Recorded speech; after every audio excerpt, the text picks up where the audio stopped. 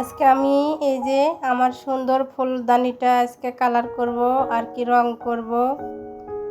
অনেক আপু ভাইয়ারা আমার এই ফুলদানি রং করাটা দেখতে চেয়েছিলেন। অনেকে বলছিলেন সাদা কালার করতে, তে আমার আপু ভাইয়াদের কথা মাথায় রেখেই সাদা কালারটা করব।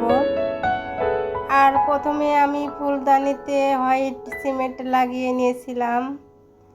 এখন আমি এই যে শিরিষ কাগজ দিয়ে একটু ঘষে ঘষে ফিনিশিং করতেছি।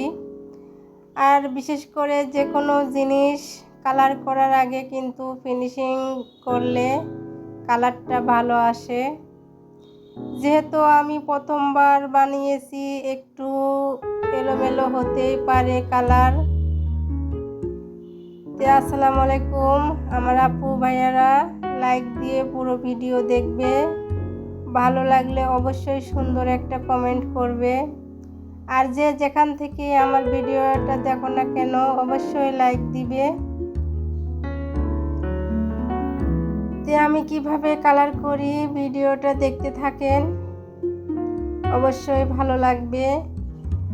আপনারাও চাইলে ঘরে ফেলে থাকা কাগজ আর বোতল, আরসির বোতল দিয়ে সুন্দর সুন্দর ফুলদানি, শোপিস অনেক কিছু আপনারা বানিয়ে নিতে পারেন খুব সহজেই। একটু ভালো করে দেখলেই কিন্তু আপনারাও পারবেন।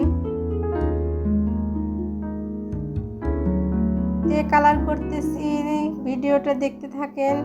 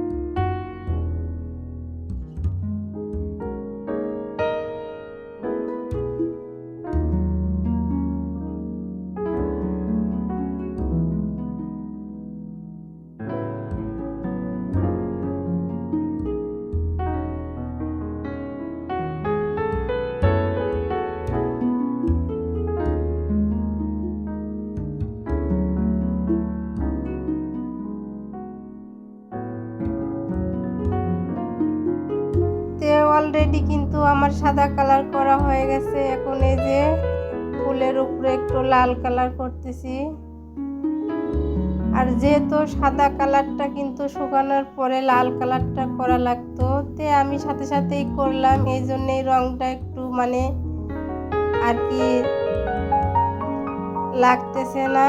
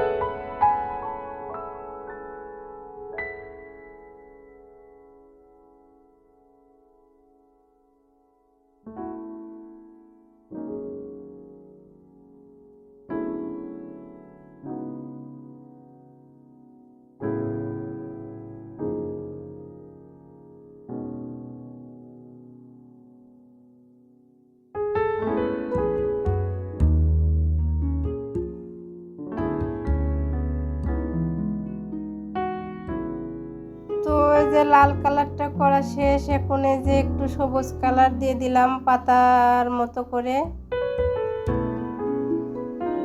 দেখতে কিন্তু আমার কাছে ভালোই লাগছে। আপনাদের কাছে কেমন লাগছে অবশ্যই কমেন্টে জানাবেন।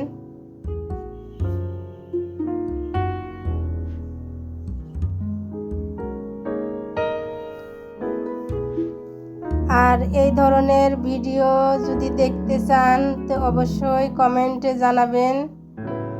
এর পরবর্তীতে আমি আরও সুন্দর সুন্দর ফুলদানি আমি বানাবো, ওই ভিডিওগুলো শেয়ার করব, অবশ্যই দেখে নেবেন। চাইলে আপনারাও বানিয়ে নিতে পারেন।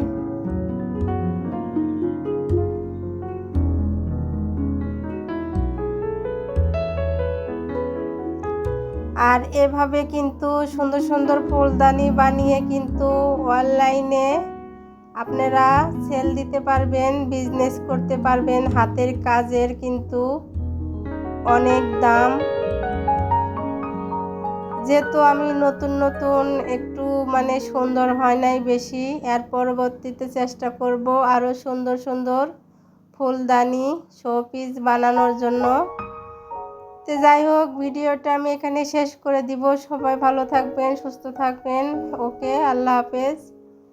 তো এই যে ফুলদানির ভিতরে কিন্তু আমার ঘরে পুরাতন ফুলগুলো ছিল, আমি এই যে রাখতেছি। আমি পরবর্তীতে ভালো ফুল কিনবো। ওকে।